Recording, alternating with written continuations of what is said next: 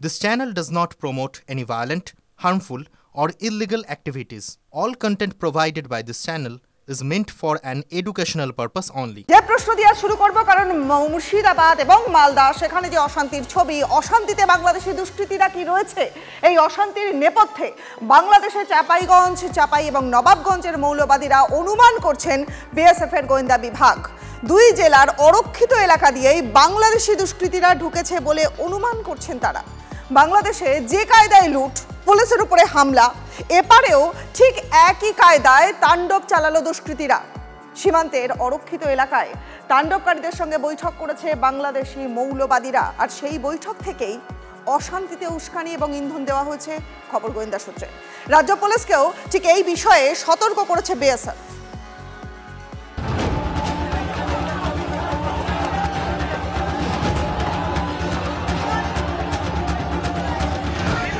এই ছবি বাংলাদেশে বহুজাতিক সংস্থার শোরুম লুট করছে জামাতপন্থী মৌলবাদীরা।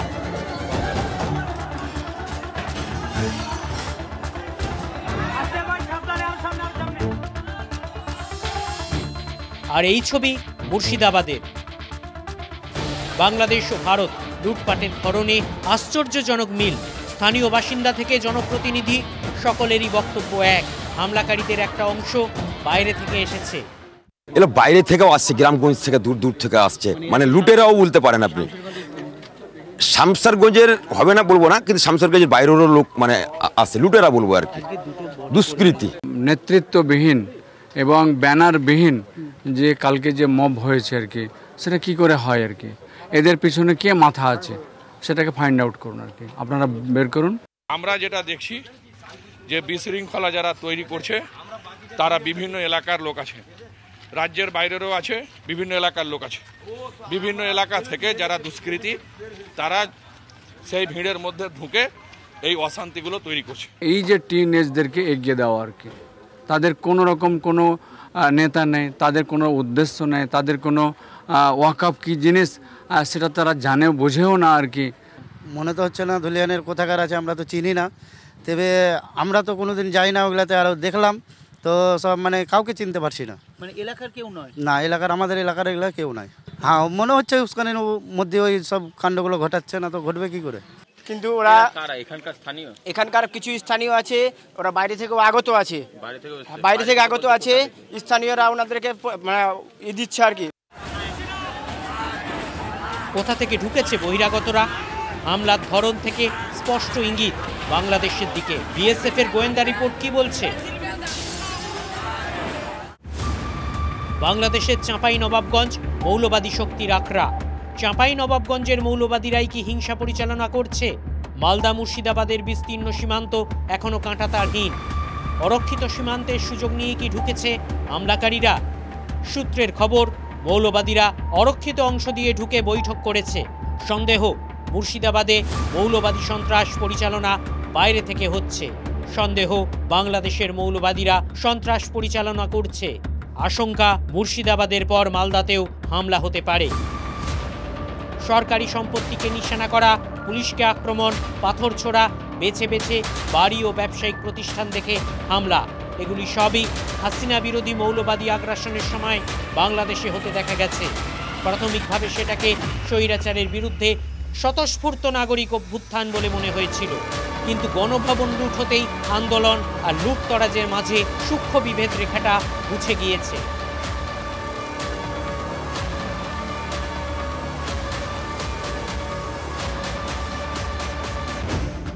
মুর্শিদাবাদে যা হচ্ছে তার সঙ্গে বাংলাদেশে মৌলবাদী সন্ত্রাসের মিল স্পষ্ট।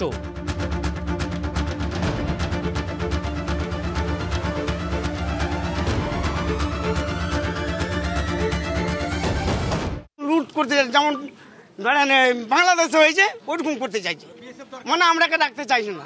পিএফআই, সিমি, আনসারুল বাংলা এদের কন্ট্রোলে চলে গেছে মুর্শিদাবাদ, মালদা অনেক বড় অংশ, এবং পেছনে পিএফআই আছে। অন্যান্য দেশের যদি কোনো উগ্রপন্থী সংগঠন থাকে আমি অন্ততপক্ষে আশ্চর্য হব না। এর তদন্ত হওয়া উচিত। অন্য দেশের উগ্রপন্থী সংগঠনগুলো হাত থাকতে পারে, এবং আমি পরিষ্কার বলছি বিগত বেশ কয়েক বছর ধরে, শুধু তৃণমূল আমল থেকে নয়, তার আগে থেকে বামফ্রন্ট এদেরকে এইভাবে আশকারা দিত। মুর্শিদাবাদ জেলায় কংগ্রেস আশকারা দিত, মুর্শিদাবাদ জেলায়, এই সমস্ত জেলায় ভারত বিরোধী চক্র চলছে। বিদেশি শক্তির উস্কানি নিয়ে রাজ্য পুলিশকে সতর্ক করা হয়েছে বলে খবর বিএসএফ সূত্রে। সায়ন্ত ভট্টাচার্যের রিপোর্ট, TV9 বাংলা। এক অভিযোগেই চমকে দিলেন কুণাল ঘোষ। কি অভিযোগ তার? মুর্শিদাবাদে হিংসা ঘটাতে বিএসএফকে ব্যবহার করা হয়েছে, সীমান্ত শিথিল করে ঢোকানো হয়েছে বিদেশি দুষ্কৃতী, ব্লুপ্রিন্ট তৈরি করেছিল কেন্দ্রীয় এজেন্সি। ঠিক এই অভিযোগে চমকে দিলেন তিনি। কিন্তু প্রশ্ন উঠছে যে পরিস্থিতি নিয়ন্ত্রণের বাইরে যাচ্ছে দেখে রাজ্য প্রশাসনই বিএসএফ এর সহযোগিতা চেয়েছে। হাইকোর্টের নির্দেশে কেন্দ্র এবং রাজ্যের যৌথ বাহিনী উপদ্রুত এলাকায় টহল দিচ্ছে। ঠিক এই পরিস্থিতিতে কুণাল ঘোষের এই অভিযোগ খানিকটা অবাকই করছে রাজনৈতিক মহলকে।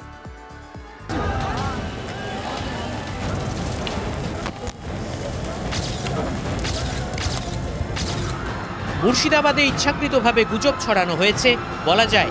গুজব ছড়ানোর ইন্ডাস্ট্রি পুরোদস্তুর সক্রিয়। শনিবার একযোগে অভিযোগ করেছিলেন রাজ্য পুলিশের ডিজি এবং এডিজি আইন শৃঙ্খলা। Let us not try to play with emotions and fire.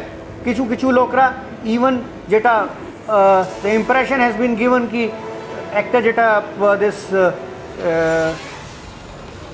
waqf bill which has been passed ওর নিয়ে এটা হয়ে যাবে ওটা হয়ে যাবে। People have to understand the reality, people have to understand things and then react. ভুল বোঝানো হচ্ছে বাই গ্রুপ অফ পিপল, যেটা আমার মনে হয় মিসক্রিয়েন্টস আছেন, অ্যান্টি সোশ্যাল এলিমেন্টস আছেন। They are taking this opportunity of spreading all kind of lies. সব চলে মানে young boys are been fed all kind of lies. তারপরে রিউমার মঙ্গারিং যেটা বললাম সেটা একটা ফুল স্কেল ইন্ডাস্ট্রি হিসেবে চলছে। রাজ্য পুলিশের দুই শীর্ষ কর্তার প্রকাশ্য বক্তব্যে শনিবার তেমন কোনো ইঙ্গিতই ছিল না।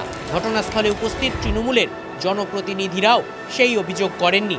রবিবার যে অভিযোগ করলেন তৃণমূলের রাজ্য সাধারণ সম্পাদক কুণাল ঘোষ, যে বিএসএফ এর একাংশের সহযোগিতায় সীমান্ত থেকে কিছু আপত্তিকর হামলাকারীকে ঢুকিয়ে বাংলাকে বদনাম করার জন্য, ইস্যু করার জন্য, প্ররোচনা দেওয়ার জন্য এই গন্ডগোল করানো হয়েছে।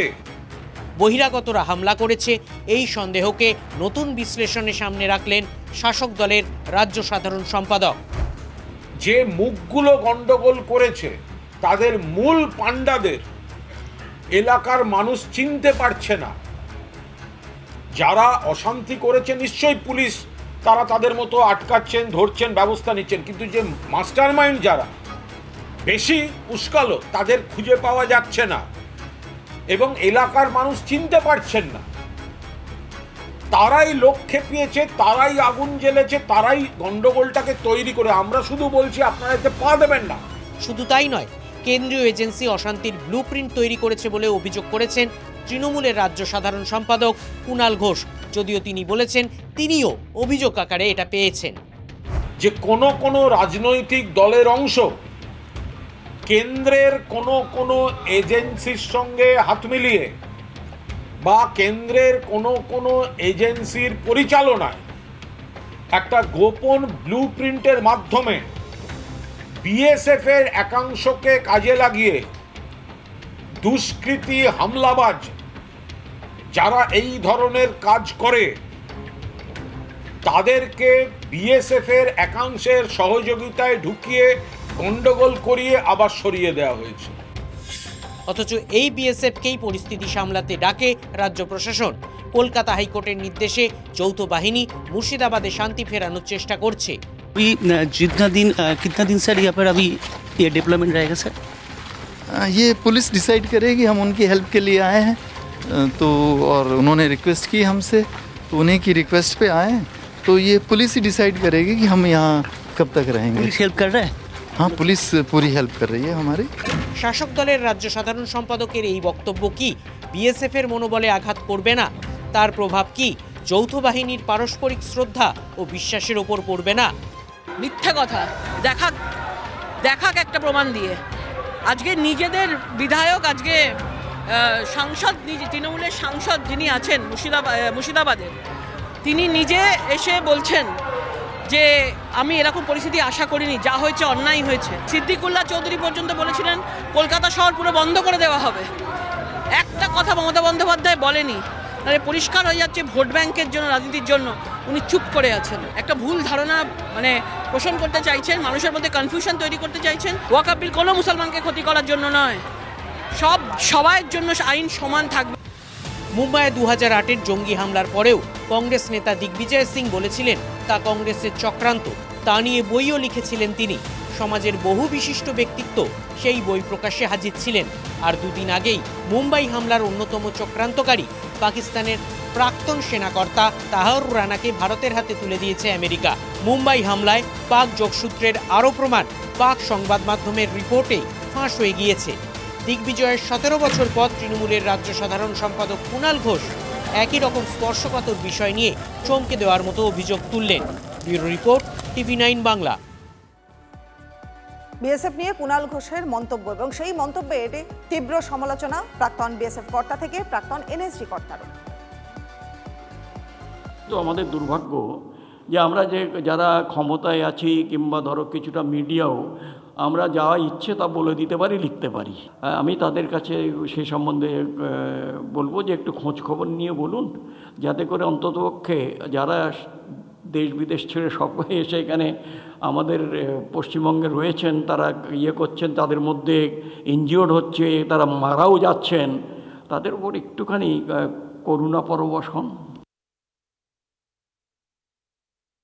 তৃণমূল সরকার বা তৃণমূল দল, মমতা ব্যানার্জি এবং তার যে সমস্ত পারিষদগুলো রয়েছে, এদের যে হিডেন এজেন্ডাগুলো রয়েছে, সেই হিডেন এজেন্ডাগুলো কেন্দ্রীয় প্যারামিলিটারি ফোর্সেস বা এজেন্সি অনেকাংশে এদের বিব্রত করছে বা বাধা দেওয়ার চেষ্টা করছে।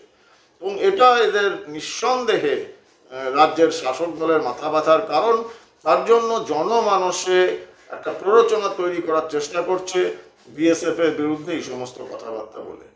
এটার আমি আপাত দৃষ্টিতে গুরুত্ব দেই না, কিন্তু আমার মনে হয় কেন্দ্রীয় সরকার এবং মহামান্য কলকাতা আদালতের গুরুত্ব দেওয়া উচিত, কারণ কলকাতা আদালত হাইকোর্টের আদেশেই বিএসএফ কিন্তু ওখানে ডিপ্লয়েড হয়েছে।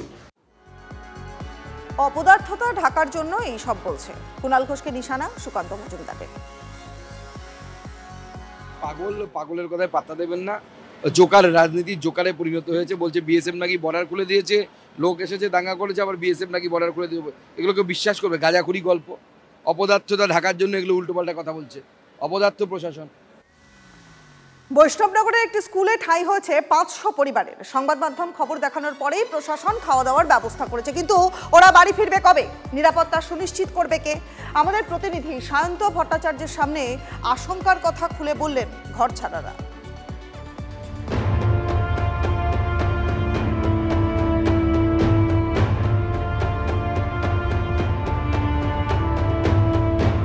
নিজের জমি ছেড়ে অন্য জেলায় এসে ঠাঁই নিতে হচ্ছে শামশেরগঞ্জ ধুলিয়ান এলাকার বাসিন্দাদের। গত শুক্রবার থেকে যে অত্যাচার শুরু হয়েছে এই নিরীহ মানুষদের ওপরে, তাতে তারা আর পেরে উঠতে না পেরে তারা পাড়ালপুর হাই স্কুলে এসে এভাবেই ঠাঁই নিচ্ছেন। কিন্তু এরপর কি? কেন্দ্র বাহিনী থাকবে না, পুলিশেরও দেখা মিলবে না, তারপর তারা যাবেন কার কাছে? স্থায়ী ঠিকানা ধুলিয়ান মুর্শিদাবাদ, অস্থায়ী ঠিকানা পারলালপুর স্কুল বৈষ্ণবনগর মালদা।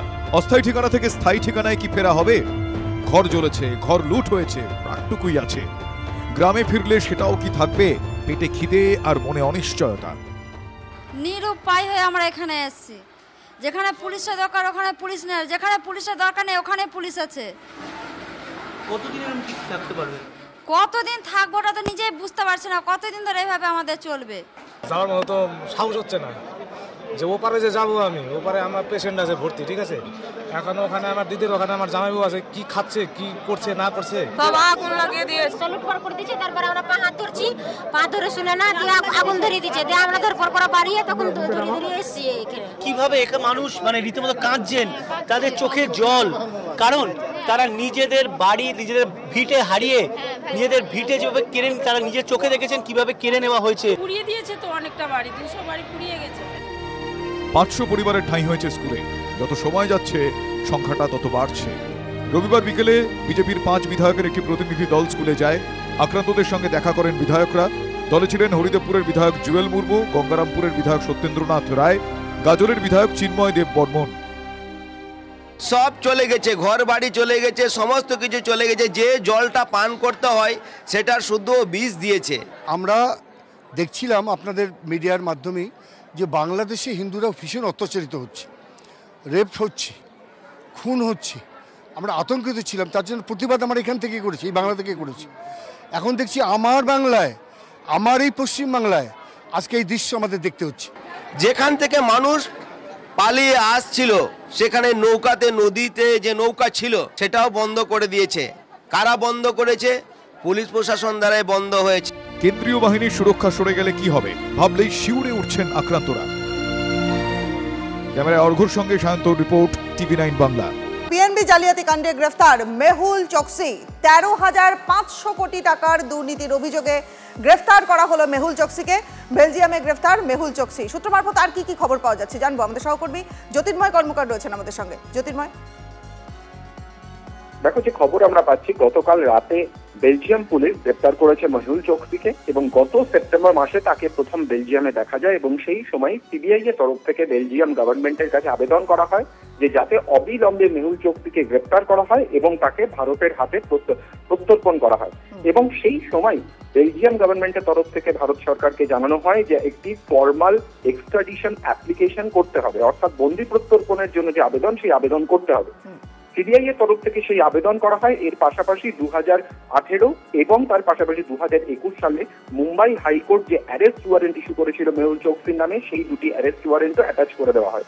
গতকাল তাকে গ্রেফতার করা হয়েছে। যে খবর আমরা সূত্র মারফত পাচ্ছি, জামিনের আবেদন করতে চলেছেন মেহুল চকসি। তার দাবি যে তিনি এই মুহূর্তে ব্লাড ক্যান্সারে ভুগছেন এবং তার রেডিয়েশন শুরু হতে চলেছে, ফলত অসুস্থতার গ্রাউন্ডে যেন তাকে জামিন দেওয়া হয়। সেই জামিনের বিরোধিতা তো করা হবেই, এর পাশাপাশি যত দ্রুত সম্ভব তাকে ভারতের মাটিতে প্রত্যর্পণের জন্য চেষ্টা চালাচ্ছে এই মুহূর্তে নয়াদিল্লি। তাহুর রানা গ্রেপ্তারির পর এবং তাকে ভারতের হাতে প্রত্যর্পণের পর এবারে মেহুল চকসির গ্রেপ্তারি এবং তাকে যদি ভারতের মাটিতে আনা যায়, নিঃসন্দেহে এটা নরেন্দ্র মোদী সরকারের জন্য বড় সাফল্য হিসেবে বিবেচিত হবে। একেবারে অনেক ধন্যবাদ জ্যোতির্ময়।